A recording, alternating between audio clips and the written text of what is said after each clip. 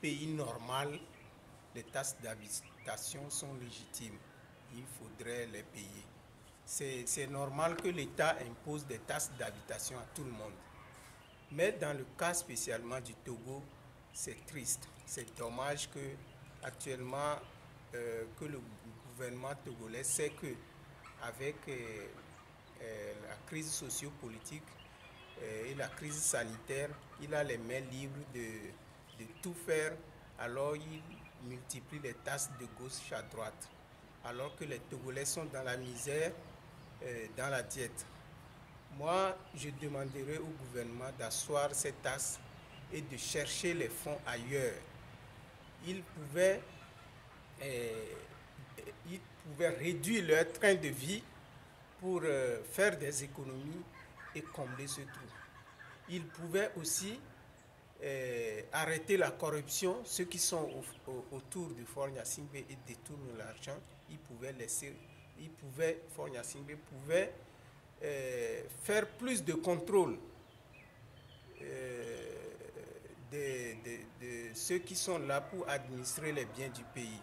Là, ils pouvaient gagner beaucoup d'argent et ne pas imposer trop de taxes aux populations. Parce que les gens ont le dos au mur.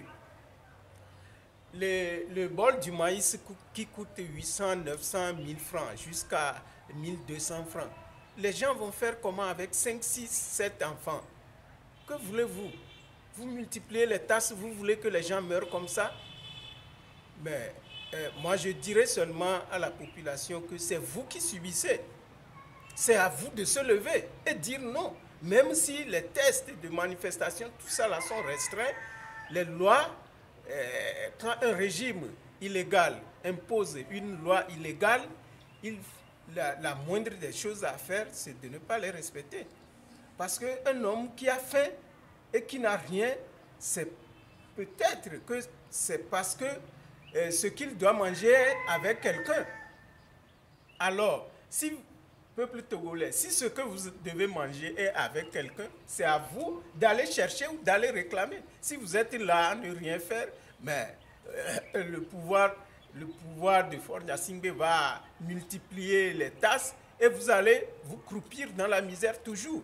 Alors, au peuple togolais de se lever et dire non à toutes ces tasses-là. Parce que ce n'est pas une tasse à imposer en ces moments difficiles pour les populations. Il demande aussi le port de casque que les aides demandent maintenant, ceux qui vont être leurs clients. Par exemple, tu as ta moto, les passagers des taxis-motos doivent porter des casques doubles. Alors qu'il y a actuellement des maladies, par exemple la Covid maintenant, on ne sait pas qui est qui. Si quelqu'un d'autre porte le casque, là, toi, tu prends aussi, et tu ne sais pas si tu vas atteindre par les maladies. Là. Bon, moi, je dirais personnellement, que porter une casque et s'asseoir sur la moto, c'est une bonne chose. Et dire que le gouvernement va demander à toute la population de porter des casques sur la moto, c'est une bonne chose. Mais le gouvernement togolais ne sait pas comment procéder à ces choses-là. Parce qu'il faudrait mettre peut-être 1 an pour permettre aux familles d'acheter 2 casques dans la famille. Sinon, si vous allez demander au taxi-moto d'avoir une casque de réserve et que la casque là, sanitairement, est-ce que c'est bon pour tout le client avec ces histoires de Covid-19? Non, moi je dirais que le ministre n'a qu'à donner un délai suffisant. Jusqu'à l'année prochaine, il faudrait que tout le monde ait une casque. Comme ça, les familles doivent s'organiser pour avoir 2 casques, 3 casques, pour pouvoir sortir librement et utiliser ses propres casques. Sinon, j'espère aussi, ce n'est pas une autre façon de faire de l'argent et d'amener des conteneurs de casques et nous les imposer pour permettre à leurs maîtresses de vendre des casques. Parce qu'on connaît le pouvoir togolais. C'est comme ça qu'ils agissent. J'espère qu'ils agissent dans l'intérêt du peuple togolais et non dans l'intérêt de leurs maîtresses. Donc, vous voulez dire que peut-être parfois les maîtresses qui commandent les casques maintenant, ils demandent à leur mari d'imposer ça à ces populations? Non, je ne dirais pas qu'elles demandent à leur mari de demander aux gens d'acheter des casques. C'est la situation sécuritaire routière qui a amené le ministre à demander aux Togolais, aux taxis-motos, d'avoir des casques de réserve pour leurs clients. Je ne refuse pas. Mais en même temps,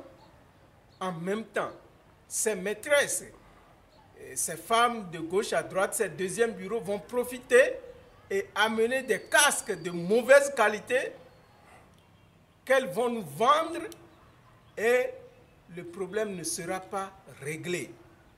Moi, je demande simplement qu'il ne faudrait pas que bientôt des conteneurs de casques, on ne sait, venant d'où on ne sait pas, viennent inonder le marché.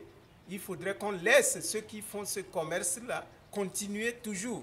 Et peut-être diminuer la taxe sur les casques pour que les casques coûtent un peu plus moins cher, pour que les populations les procurent facilement. Sinon, nous sommes fatigués de tout ça. Ces populations qui ne trouvent pas à manger vont trouver l'argent où pour acheter ces casques? Non, c'est une question de sécurité. Moi, personnellement, le ministre peut procéder autrement. Ils ont demandé déjà aux conducteurs, ceux qui sont avec les motos, de porter les casques. Et ils le portent souvent. Pourquoi demander encore Oui. Dans les accidents, souvent, c'est le passager qui meurt souvent. Le passager décède rapidement parce que le passager ne portait pas de casque. Moi, en somme, ce n'est pas une mauvaise chose, mais c'est la procédure qui est mauvaise. Il faudrait que le gouvernement donne le temps aux gens d'avoir ce casque-là et procéder aussi à l'éducation de la population. Le gouvernement, comme c'est un gouvernement imposé au peuple togolais, un gouvernement est installé par des élections frauduleuses, des élections qui ne répondent à aucun critère démocratique. Donc, il impose aussi les taxes, les lois, tout ce qu'ils veulent, ils le font comme ça. Alors, ils pouvaient éduquer les populations à porter des casques, à inventer des mesures pouvant inciter les gens à porter des casques et non pas les obliger tout le temps. Merci beaucoup, monsieur. Quel est votre dernier message à nos internautes? Je demanderai à la jeunesse africaine d'être confiant, que le combat vient de se commencer. Ce match-là, j'espère que ça va se poursuivre parce que tout le monde veut jouer l'histoire. Je les exhorte toujours à jouer à l'histoire parce que quand tu viens, tu ne troubles rien, tu n'as rien fait, tu t'en vas, tu n'as joué l'histoire, tu es oublié. Essayez de jouer l'histoire, peuple africain. Comme Sankara l'a joué. Comme Sankara l'a joué, aujourd'hui, nous tous. Lumumba l'a joué. Lumumba l'a joué, et il y en a d'autres. Olympio l'a joué, il est parti, mais aujourd'hui, sa mémoire est là.